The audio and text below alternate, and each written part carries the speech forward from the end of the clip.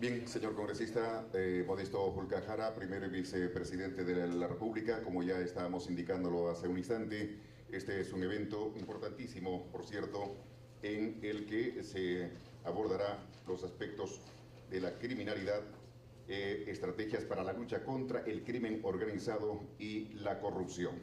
Evento que se desarrolla aquí en la sala Alberto Andrade Carmona del edificio Juan Santos Atahualpa del Congreso de la República. De la bienvenida a los señores que acompañan al señor congresista Modesto Julca Jara. Estará el doctor Richard Concepción Carguancho, juez de la Sala Supranacional especializado en delitos de corrupción de funcionarios, en el caso específico de la Centralita. Igualmente el doctor Cristian Sala Pequeta, procurador público especializado en delitos de corrupción. Tema casos actuales emblemáticos de corrupción. Igualmente el saludo a la doctora Nancy Moreno Rivera, presidenta de la Junta de Fiscales Superiores del Santa. El tema es el crimen organizado en Ancash y sus repercusiones a nivel de la Fiscalía. Y el doctor Juan Carlos Portocarrero Zamora, procurador de Orden Público del Ministerio del Interior, que también estará abordando el tema estrategias de lucha contra la criminalidad organizada y política criminal. La apertura de este seminario a cargo del señor congresista, primer vicepresidente del Congreso de la República, Modesto Julca Jara. Señor congresista, por favor.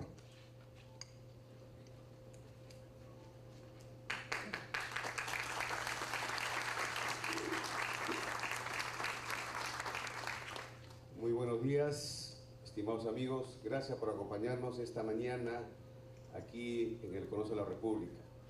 Un saludo muy especial a los miembros que nos acompañan en esta mesa, además como expositores, en este evento que hemos considerado poner y dar a conocer lo que se está haciendo en la lucha contra la corrupción. Saludo muy especial a nuestro Procurador Nacional, Cristian Salas, al doctor Richard Concepción Carguancho, que nos está acompañando, al doctor Portocarrero, perdón, doctor, al doctor y a la doctora Nancy Moreno. Y tenemos otros expositores más que nos acompañarán en algún momento. Estimados amigos, creo que poner en agenda necesariamente el tema de lucha contra la corrupción en una situación en la que el país está pasando, amerita que los actores centrales que han venido trabajando y vienen trabajando para poder luchar, plantear, proponer acciones concretas desde cada uno su lugar, de hecho, ameritaba tener la oportunidad de poder conocer, conversar y saber qué es lo que estamos avanzando y lo más importante, qué más tenemos que hacer. Ya han pasado más de cerca de 6 meses de una serie de hechos que conmovieron al país, desde la muerte del señor Ezequiel Nolasco. Antes de ello, desde 2, 3 años atrás y más años anteriores, 5, 7 años, instituciones, personas venían de una manera solitaria, luchando, trabajando para poder lograr que sean escuchados casos emblemáticos que ya se conocían, ya se sabían, en casos extremos de corrupción que hoy día han conmovido al país y que todavía continúan apareciendo más hechos, y donde las instituciones, desde la Procuraduría, las Procuradurías en general, del Congreso, la Contraloría, la Fiscalía, el Consejo Nacional de Magistratura, el Poder Judicial mismo, están y tienen que mostrar acciones más concretas.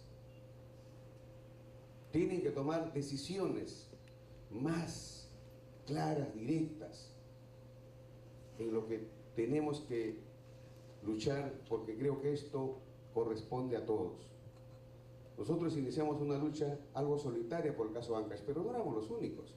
Habían instituciones que ya venían trabajando. La doctora Julia Príncipe, por ejemplo, en el tema del lavado de activos, en forma solitaria, trabajando. Las procuradurías tenían también acciones trabajando, pero en muchos niveles. No había forma de ir rompiendo esa suerte de manto de impunidad que se fue creando. Fiscalías, ha habido fiscales. Por supuesto que hay fiscales, jueces, policías, funcionarios honestos, por supuesto que los hay. Y muchos fiscales también en el caso Ancash tuvieron que no solamente enfrentar el abuso, a veces hasta el chantaje e inclusive el despido y los cambios. Entonces todo ello creo que amerita no dejar de lado este tema tan importante que es uno de los principales problemas del país, el tema de la corrupción, que se lleva miles de millones al año, que deja a nuestro país, a pueblos, a comunidades sin agua, sin desagüe, sin educación, y donde malos funcionarios, ligados también, y hay que decirlo claramente, a otros actores, a inclusive malos empresarios, han generado hoy día todo una situación que tenemos que afrontar, que tenemos que solucionar. Y el caso Ancash es un caso emblemático. Yo acabo de estar estos últimos 3 días en Ancash, en un evento de capacitación por 3 días a todas las autoridades electas de la región Ancash. Le hemos dado durante 3 días herramientas de gestión que deben conocer, y sobre todo le hemos dado una visión distinta de gestionar, de gobernar. Nos han acompañado desde Michelle Ascueta, Reinaldo Trinidad, expositores de la Católica y sobre todo el vicario de la diócesis de Chimbote, representando al Monseñor Francisco Piorno, que le ha dado y le hemos dado a estas autoridades la posibilidad de tener una actitud distinta y que gestionemos con responsabilidad y con valores lo que nos encarga el pueblo. Hemos comenzado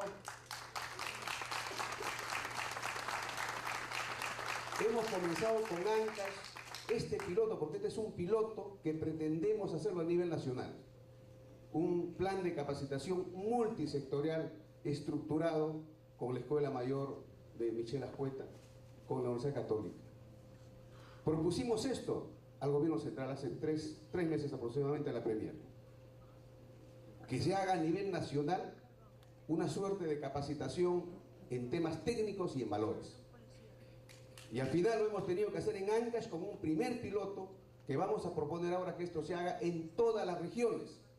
Y no esperar enero, sino prepararlos antes para que justamente tratar de que con el tiempo la gestión, la visión, la actitud, el compromiso de las nuevas autoridades que van a asumir el 1 de enero en todo el país, a nivel regional, provincial y distrital, podamos tener la posibilidad de tener un cambio.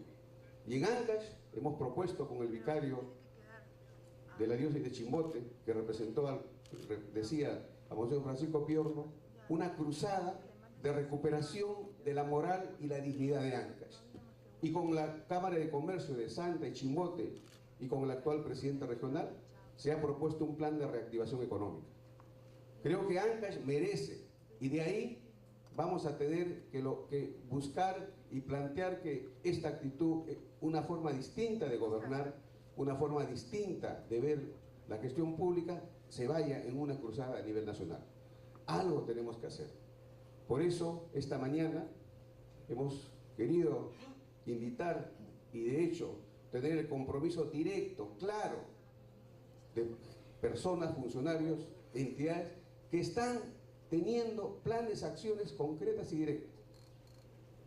Pero finalmente lo central es hacer recordar también al Ejecutivo, a las instituciones en general, desde el Congreso, Poder Judicial, Fiscalía, Consejo de la Magistratura, Contraloría, que necesitamos tener un plan real de lucha contra la corrupción.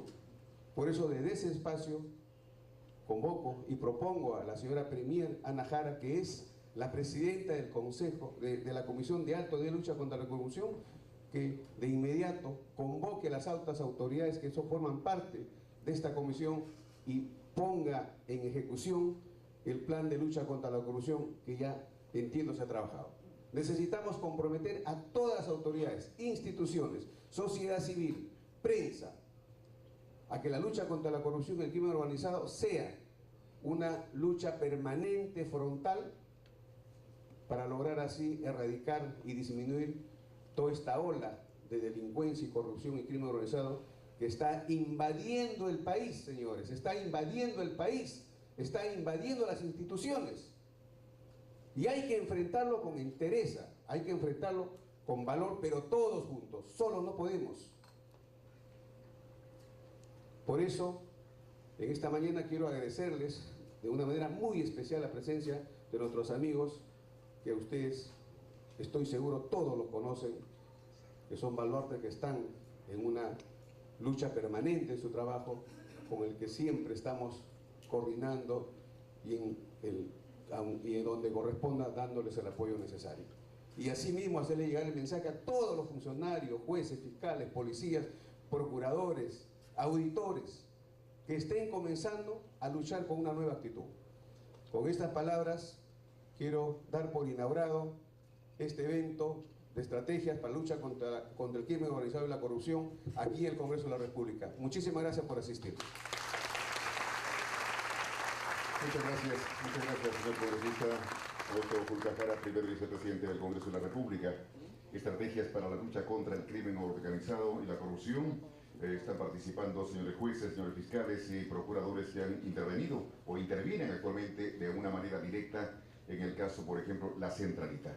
Vamos a invitar para comenzar las exposiciones esta mañana dentro del marco de este seminario al doctor Richard Concepción Carguancho. Él es juez de la Sala Supranacional especializado en delitos de corrupción de funcionarios, el caso específico de La Centralita. Él conoció en sus inicios el caso La Centralita y fue el que decretó justamente la medida de prisión preventiva contra el expresidente del gobierno regional de Ancash, César Álvarez Aguilar, y funcionarios de su entorno. Señoras y señores, el doctor Richard Concepción Carguancho.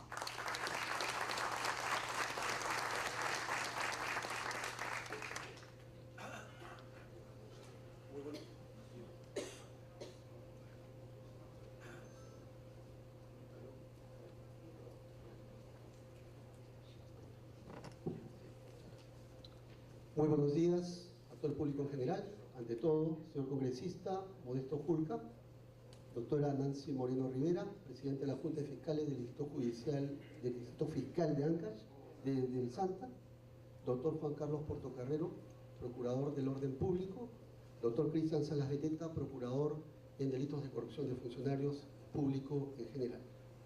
Bueno, ante todo, agradeciendo la invitación para disertar sobre un tema específico sobre el nuevo Código Procesal Penal, si ha significado o no avances o no en la lucha contra la corrupción. Sobre este tema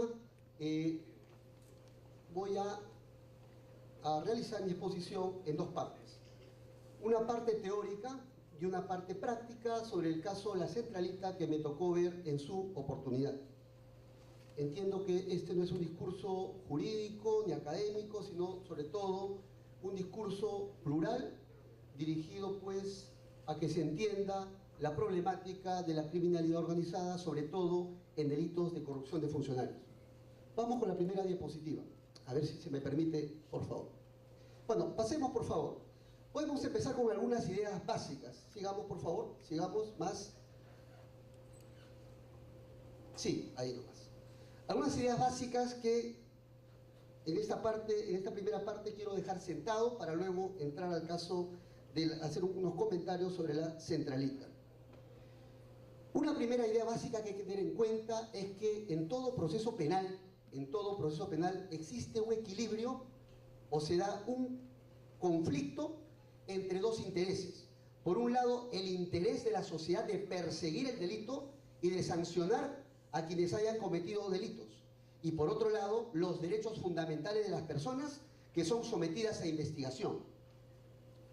Esta es una idea básica que entra en tensión en todo proceso penal desde su inicio hasta el final. Esto es, desde el inicio, desde el momento inicial en que una persona es sometida a una investigación hasta el momento posterior en que recibe una sentencia y luego se le hace cumplir la sentencia. Por lo general, en materia de criminalidad organizada, las penas son graves y por lo general la pena va a ser privativa de libertad efectiva en cárcel. Como ustedes comprenderán, en todo proceso penal existe pues este conflicto, este enfrentamiento entre estos dos valores. Y en cada caso concreto va a predominar uno por encima del otro. Con esto quiero desterrar esa vieja idea que se ha vendido de que el nuevo Código Procesal Penal es netamente garantista, nada más falso. En el nuevo Código Procesal Penal existe este conflicto. Por un lado, el interés de la sociedad de perseguir los delitos y de castigar a quienes hayan cometido delitos, y también, de paso, cautelando los derechos fundamentales. Así que esta idea de que el nuevo Código Procesal es netamente garantista o 100% garantista es totalmente falso. Prueba de ello es que el nuevo Código ha establecido una serie de instrumentos legales que le ha facilitado o que ha puesto en manos del fiscal para que pueda ejercitar sus técnicas especiales de investigación. Por ejemplo, el Ministerio Público puede perfectamente solicitar al juez que se realicen interceptaciones telefónicas legales para averiguar lo que planea una presunta organización criminal.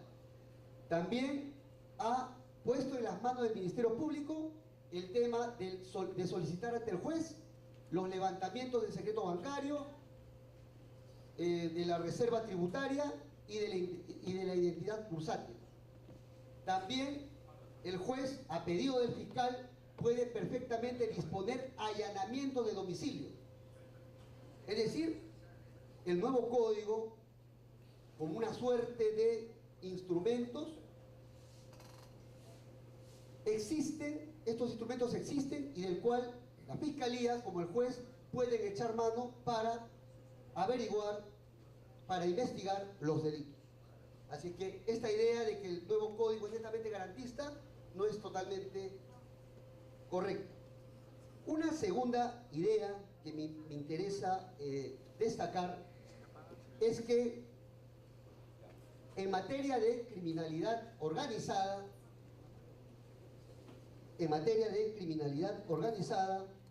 el Poder Judicial ha establecido órganos jurisdiccionales especializados.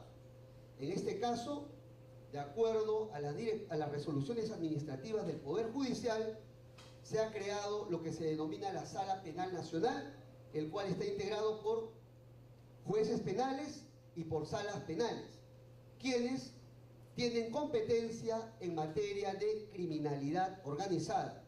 Básicamente, la criminalidad organizada puede ser sobre delitos de corrupción de funcionarios, delito de tráfico ilícito de drogas, delito de lavado de activos, entre otros delitos con el carácter de delitos graves. Es por eso que aquí traigo a colación, esto lo va a explicar seguramente más adelante el doctor Prado, de que la criminalidad organizada se refiere a toda organización criminal compuesta por 3 o más personas que tiene una estructura organizacional con carácter estable en el tiempo y que está destinada a cometer, se entiende, delitos graves. De todo esto, esta definición es importante porque también ha encontrado eco en las resoluciones administrativas que han definido la competencia de la Sala Penal Nacional. Es decir, cualquier caso no va a la Sala Penal Nacional, sino casos de criminalidad organizada. Y es así que el propio Poder Judicial ha sacado una suerte de circulares y directivas especificando los criterios para definir qué casos van a la Sala Penal Nacional para ver criminalidad organizada y qué casos van a seguir conociéndose en la jurisdicción común. ¿Cuáles son los casos que deben ir a criminalidad organizada en general? Básicamente deben tratarse de casos que presentan 3 notas características.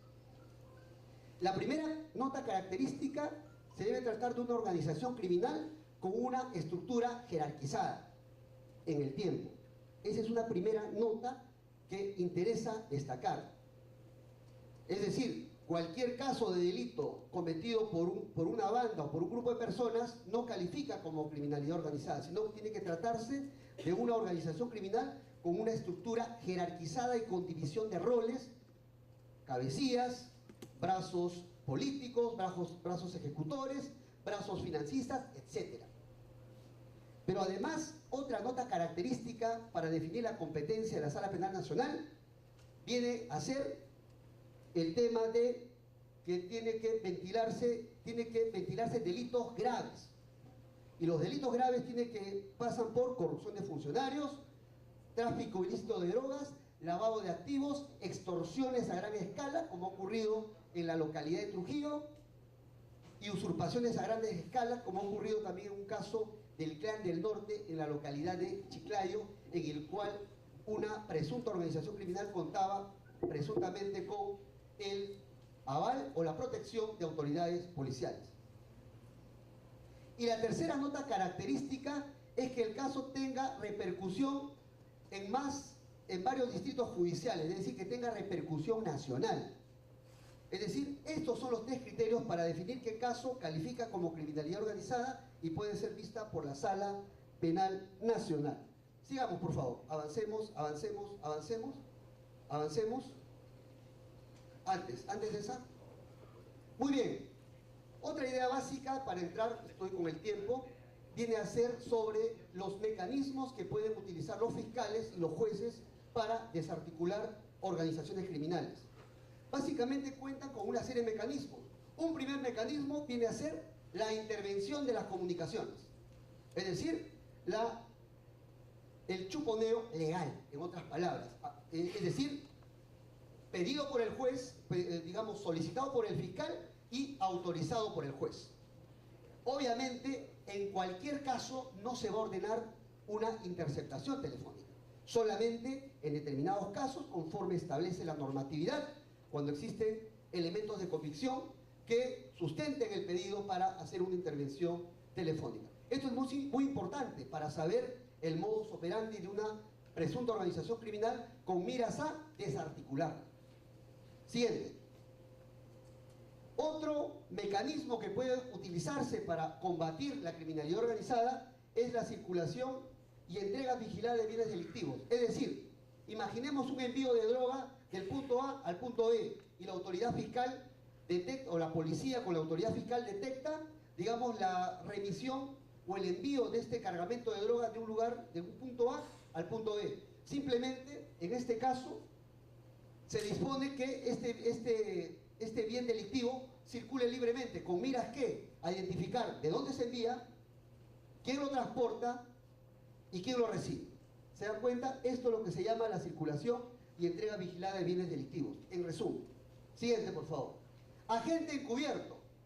Para desarticular una presunta organización criminal, ¿qué ocurre? Por lo general, toda presunta organización criminal está integrada por un cabecilla, mandos medios, mandos intermedios, mandos ejecutores, y por lo general todos ellos tienen códigos con los cuales se manejan para realizar sus eventos delictivos. Por lo general deben guardar silencio frente a las actividades ilícitas que realizan. Y si alguien habla algo, sencillamente lo amenazan o lo terminan aniquilando o asesinando. Básicamente son, digamos, las tácticas rutinarias de las organizaciones criminales. Entonces, el agente encubierto es un mecanismo importante para infiltrarse dentro de la presunta organización criminal, con miras a establecer o averiguar quiénes son sus integrantes y además para conocer cuál es el modus operandi, con quienes hacen negocios ilícitos, etc. Pero ojo, el agente encubierto es, digamos, para disponer que se implante un agente encubierto, esto corre a cuenta del Ministerio Público. Se entiende que es una tramitación sumamente reservada y este registro debe guardarse bajo 4 llaves en manos del fiscal, dando cuenta pues al órgano correspondiente de la Fiscalía de la Nación. Obviamente que estos datos del agente encubierto sobre su nombre verdadero y el nombre supuesto que va a adoptar tiene que permanecer bajo 4 llaves y por un plazo determinado, luego del cual el agente encubierto debe dar cuenta de todo lo que ha averiguado para efectos de desarticular una presunta organización criminal. Sigamos. Pérdida de dominio son otros mecanismos para intervenir bienes provenientes de las ganancias de las actividades ilícitas. Sigamos pasando, por favor. Y la cooperación internacional también en criminalidad organizada es sumamente importante, dado que los delitos de criminalidad organizada tienen impacto no solamente en varias localidades, sino incluso entre varios países. Envíos de droga de un país determinado a otro país y pasando quizás seguramente por un tercer país. Así que se requiere la cooperación internacional entre varios países para combatir la criminalidad en cuanto a investigación y también posibles trámites de asistencia y extradición, por ejemplo, cuando se requiere repatriar a un investigado que se encuentre en otro país. Sigamos. Sí, yo creo que con esto simplemente qué cosa es lo que quiero mostrar, de que el fiscal tiene una serie de instrumentos legales, es decir, los órganos, los operadores de justicia, fiscalía y jueces, para luchar contra la criminalidad y para desarticularla. Hemos visto que pueden echar mano de todos estos mecanismos, obviamente con la ponderación debida y con la razonabilidad que amerite el caso. Muy bien, ahora no quiero entrar en más temas y ahora quiero ubicarme más que todo, hacerle breves comentarios, entiendo que estoy con la hora, sobre el tema del caso de la centralita, que me tocó ver en su oportunidad, y un poco para responder también la pregunta, digamos, que es materia de este tema. Obviamente ya no está en mis manos el caso de la centralita, así es que solamente, como ustedes comprenderán, voy a abocarme a hacer breves comentarios sobre lo que ya ocurrió y no sobre lo que va a ocurrir. En cuanto a este tema, a este caso, ustedes habrán podido seguir de cerca este caso y si nos hacemos la pregunta, ¿el nuevo código ha servido para luchar contra la corrupción en ese caso? Hasta durante el tiempo en que tuve la oportunidad de ver ese asunto, creo que sí. Creo que sí, en la medida de que todos los operadores de justicia, cada uno cumpliendo su rol, se echó manos a todos los mecanismos legales que la ley te franquea para luchar contra esta presunta organización criminal con miras a desarticularla. Y voy a poner varios temas sobre la mesa y concretos que van a afirmar o reafirmar lo que estoy diciendo. El primer tema, en el tema del plazo de investigación. En cuanto al tema del plazo de la investigación, como ustedes tendrán conocimiento, bajo el nuevo Código Procesal Penal tenemos un proceso penal en donde tenemos una primera etapa, que es la etapa de la investigación preparatoria. Esta primera etapa de la investigación preparatoria a su vez presenta dos subetapas, las diligencias preliminares y la investigación preparatoria propiamente dicha. ¿Qué ocurre durante esta etapa? Esta etapa es dirigida por el fiscal, que es el director de la investigación, y su misión es realizar todos los actos de investigación que crea convenientes con la finalidad de averiguar si ocurrió o no el delito y de averiguar quiénes han sido los partícipes en el delito, así como de recoger todas las evidencias posibles para establecer si acusa o archiva el caso. Muy bien. En cuanto a la investigación preliminar, cuando se vio el caso La Centralita, inicialmente Fiscalía había fijado un plazo de investigación preliminar de 120 días. Luego, Fiscalía declara compleja la investigación por 8 meses. En su momento, esto fue materia de una audiencia de control de plazo, dado que los investigados consideraban de que el plazo máximo de la investigación preliminar debía durar solamente 120 días y no 8 meses. Al final, el juzgado resolvió de que el caso era complejo y el plazo aplicable para la investigación no era de 120 días, sino de 8 meses. Por tratarse de una presunta organización criminal compuesto por una pluralidad de personas, presuntamente, y a quienes se le imputaba una serie de delitos, desde presunta interceptación telefónica, pasando por el tema de, digamos, de corrupción de funcionarios y también temas colusorios para otorgar la buena pro o favorecer a determinados proveedores a cambio de sumas de dinero, a cambio de la obtención de lo que se denominó allá en Chimbote los diezmos. Esto en cuanto a la investigación preliminar. Es decir, este criterio hoy en día ya ha sido reafirmado por la Corte Suprema, porque la Corte Suprema ha sacado una casación de Ancash precisamente, en donde está estableciendo de que el plazo máximo de la investigación preliminar en materia compleja va hasta 8 meses. Es decir, ya existe eco en la jurisprudencia de nuestro país. En cuanto a la investigación preparatoria, creo que corre la misma lógica. Inicialmente se decretó 8 meses, el fiscal decretó una investigación compleja de 8 meses de investigación preparatoria, luego Fiscalía solicitó una prórroga adicional por 8 meses adicionales porque faltaban realizar muchos actos de investigación. En esa oportunidad, cuando nos tocó efectuar, digamos, el control de plazo, porque los investigados dijeron, no hay que otorgar más plazo. ¿Por qué? Porque ya venció el plazo inicial y el pedido de prórroga ha sido solicitado fuera después que ha vencido el plazo inicial. Eso es lo que argumentaba la defensa de los investigados. Sin embargo, el despacho, en ese tiempo a mi cargo, resolvió lo siguiente, y bajo una premisa básica, como diría el viejo Aristóteles: solamente se prorroga lo que ha vencido, lo que no ha vencido todavía no se prorroga. ¿Cuál fue el razonamiento que apliqué en ese momento? Y que, digamos, estableció el plazo de la investigación preparatoria. Es que el caso ameritaba investigación.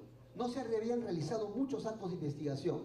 El plazo inicial de los 8 meses iniciales, en tiempo efectivo, solamente se había investigado 6 meses, o mejor dicho, 2 meses. Y 6 meses la investigación había estado paralizada porque había salido un habeas corpus y una excepción de improcedencia de acción a favor de los investigados. Es decir, de los 8 meses de tiempo efectivo, solamente tiempo efectivo de investigación hubo 2 meses. La pregunta es, ¿qué hacemos con los 6 meses adicionales? Nos hacemos a lo que no hemos visto ese tema y nos dedicamos a ver la prórroga, o le compensamos ese plazo al fiscal que no ha tenido tiempo para investigar. En ese momento consideramos de que debíamos compensar ese plazo y le dimos 6 meses más, compensando ese plazo, dejando a salvo la prórroga adicional de los 8 meses, que ahora se han convertido, me parece, en 16 meses adicionales. ¿Por qué razón era importante el plazo? Sencillamente, no por capricho del fiscal, no por capricho del juez, no por persistencia del procurador, sino porque el caso requería investigación. Si uno evaluaba o miraba o hacía una simple revisión de esa carpeta fiscal en cuanto a actos de investigación, uno podía advertir a un 100% de que solamente se había investigado al 5 o al 10%. Y si la causa estaba investigada a un 5 o 10%, era muy probable que ese caso pueda caer en el archivo con el consecuente desprestigio de las instituciones o de los operadores de justicia. O sea, ven cómo es importante el tema del plazo para investigar. El otro tema, voy a tomarme 10 minutos nada más, es el tema de los instrumentos que se utilizaron en ese caso.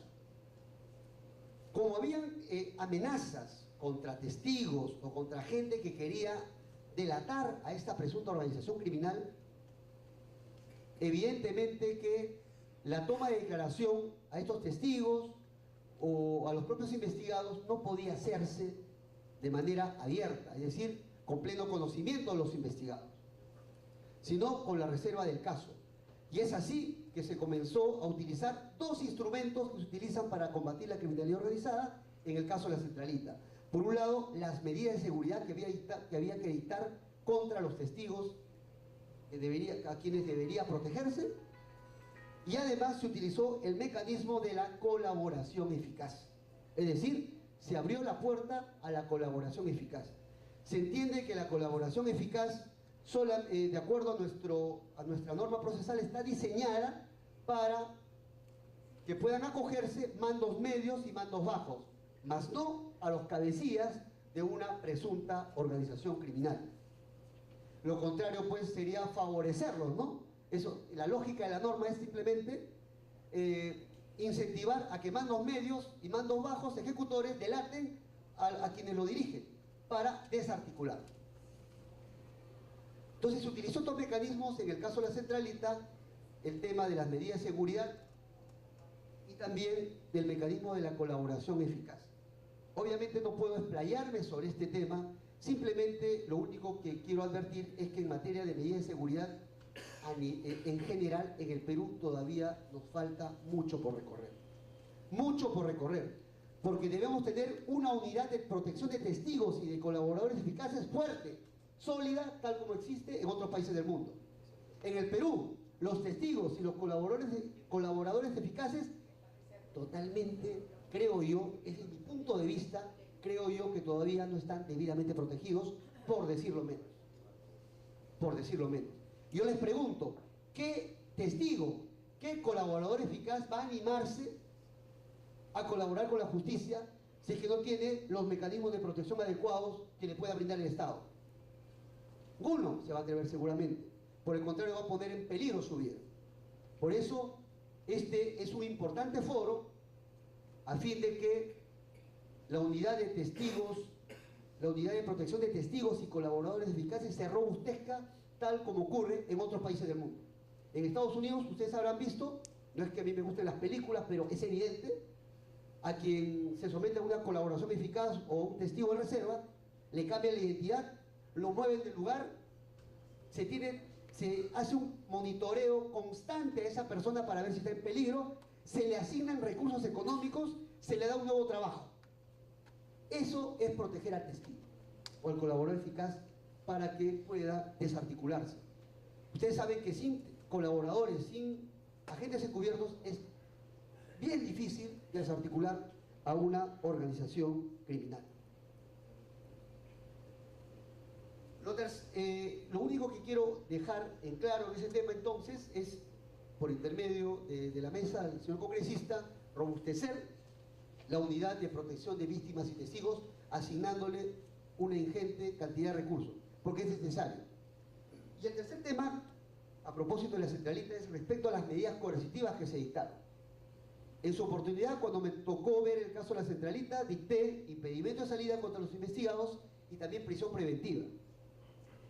Por ahí he escuchado comentarios y he escuchado también en la prensa de que se me ha tildado hasta después carcelero, ¿no? De que todo va a prisión. No es así. Yo en mi vida yo también tengo casos que he dictado comparecencia por restricciones, ¿ya? Para dejar esto a salvo. ¿Pero a qué voy? En ese caso, cuando se dictaron prisiones preventivas, se evaluó el caso concreto de cada uno de ellos para dictar las prisiones preventivas. Y en su momento se consideró de que era sumamente necesaria dictar la prisión preventiva contra quienes se dictó. ¿Por qué razón, señores? Porque no estábamos lidiando frente a una delincuencia común. Una cosa es delincuencia común y otra cosa es una presunta organización criminal. Una presunta organización criminal, por lo general, presenta una estructura jerarquizada, como hace un momento lo referí. Tiene cabecillas, tiene mandos políticos, tiene mandos de financiamiento, tiene mandos empresariales o, digamos, órganos empresariales, tiene brazos políticos, tiene brazos de aniquilamiento, es decir, está conformado por una suerte de estructura para que pueda permanecer y sobrevivir en el tiempo.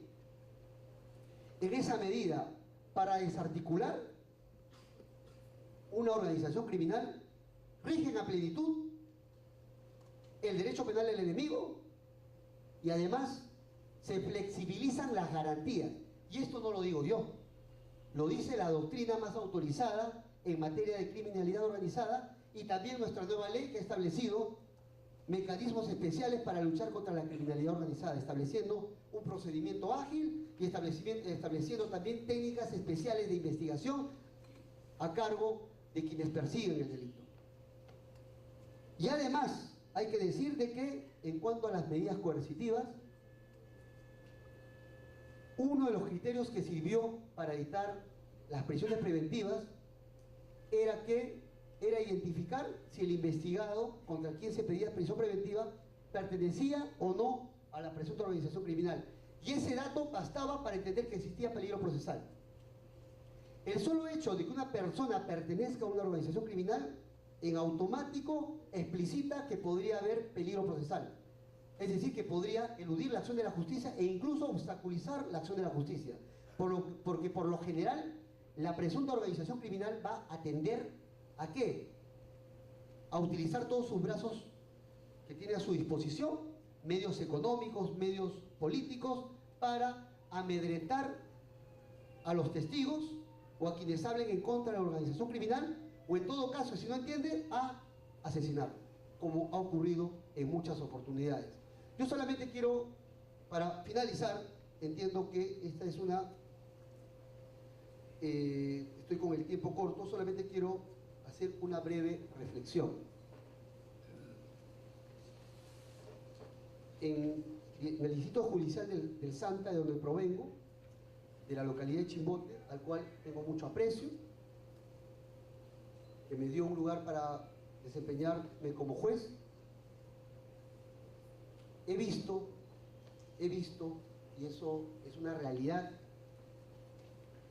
que la táctica o el modus operandi de las presuntas organizaciones criminales que funcionan ahí es aniquilando personas. Ustedes vayan o revisen los registros periodísticos del año pasado, antes del atentado en Nolasco. Era prácticamente un muerto o 2 muertos por día. Y quizás esto no llegaba a la prensa nacional, pero esa era la realidad. Ajustes de cuentas, silenciamientos, no lo sé. Pero esas muertes, muchas de esas muertes, aún continúan en el archivo, no se han identificado sus autores y merecen ser investigados. La otra reflexión que quería darles a conocer es que los temas de colaboración eficaz exigen una responsabilidad muy alta de los operadores de justicia, de los fiscales y de los jueces. No voy a mencionar el caso, pero he tenido oportunidad de ver un caso en el cual la presunta organización criminal, a través de los abogados, llegó a averiguar la identidad de uno de los colaboradores eficaces, que estaba prácticamente brindando información sobre los integrantes, operaciones, modus operandi, etc. ¿Y saben cómo terminó la historia? Este abogado delató a la presunta organización criminal y la organización criminal lo asesinó. O sea, para que vean lo delicado que es este tema. Así es que la idea, pues, es proseguir de la lucha contra la corrupción, contra la criminalidad organizada. Creo que este código, al margen de que haya sido tildado de garantista, también cuenta con las técnicas especiales de investigación, del cual puede echar uso el fiscal y el juez para desarticular organizaciones criminales. Muchas gracias. Bien, muchas gracias. Muchas gracias, doctor Richard Concepción Carguancho, juez de la Sala Suprema supranacional especializado en delitos de corrupción de funcionarios, específicamente en el caso La Centralita.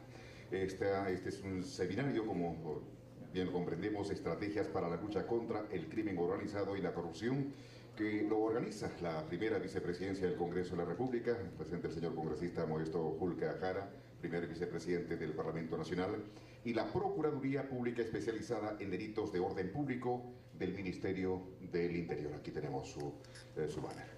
Bien, vamos a seguidamente la siguiente exposición a cargo del doctor Cristian Salas Beteta. Él es procurador público especializado en delitos de corrupción. El tema es casos actuales emblemáticos de corrupción. Doctor Cristian Salas, por favor.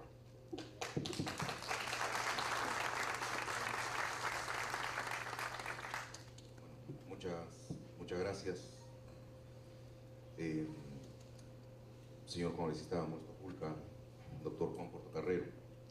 Mi agradecimiento por la gentil invitación a este evento, donde vamos a debatir temas tan importantes de relevancia nacional y de gran impacto social. Gracias por permitirme también reencontrarme con dos funcionarios públicos a quienes hay que reconocerles: doctor Richard Concepción Carguancho, doctora Nancy Moreno.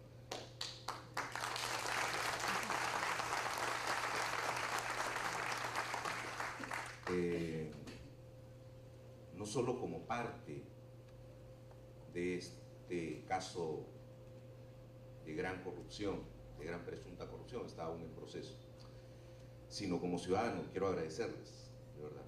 Gracias por darnos fe en que aún hay funcionarios que hacen su labor, cumplen su papel y afrontan las consecuencias de ello. O sea, es extraño cómo es que en una sociedad hay que felicitar a los funcionarios porque simplemente hacen su trabajo. Y eso tenemos acá, dos funcionarios que han hecho su trabajo. Llegará el momento en que eso ya no sea la excepción, va a llegar el momento histórico donde eso va a ser la regla y la excepción va a ser el funcionario corrupto, el funcionario que no hace su trabajo.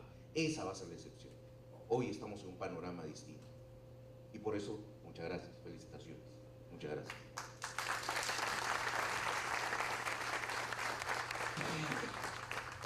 El tema que se me ha encomendado es el de casos emblemáticos de corrupción. Quisiera, previamente a comenzar, precisar que quien habla en los procesos penales es parte. Quien habla no hace la veces de fiscal, de juez, no, es parte. Y quien habla como procurador anticorrupción es parte agraviada en los casos de corrupción. Nuestra finalidad es defender al agraviado en casos de corrupción. Y por eso es que ustedes nos van a ver en el proceso denunciar, reclamar el impulso de la investigación, pedir acto de investigación, ofrecer documentación, etc. Porque ese es nuestro rol, ser parte en el proceso. Y como parte en el proceso, aún en casos en trámite, quiero pedirles que por favor entiendan que no puedo divulgar o dar información pormenorizada o que forme parte de la reserva de estos procesos. Voy a hacer referencia a hechos de manera genérica, a efectos de que podamos entender este punto referido a casos emblemáticos de corrupción. Vamos a poner uno primero. Un grupo de personas, funcionarios públicos, servidores públicos y particulares, se ponen de acuerdo para, en una entidad pública, ejemplo, gobierno regional, beneficiarse económicamente a través de, básicamente, dos modalidades. La primera, la apropiación o disposición indebida de fondos de esa entidad, ¿sí?, dinero de esa entidad, y la otra, a través del cobro de los llamados diezmos o coimas en las obras direccionadas de esa entidad a favor de determinadas empresas. Empresas que en algún momento fueron terceros o que incluso fueron empresas creadas por testaferros y al final que le pertenecían a esos mismos funcionarios públicos. A través de ese modus operandi, esta gente buscaba beneficiarse económicamente. Pero para beneficiarse económicamente a través de estos actos de corrupción, porque ahí vemos peculado, vemos colusión, negociación incompatible, malversación de fondos, tenían también que como organización protegerse y garantizarse impunidad.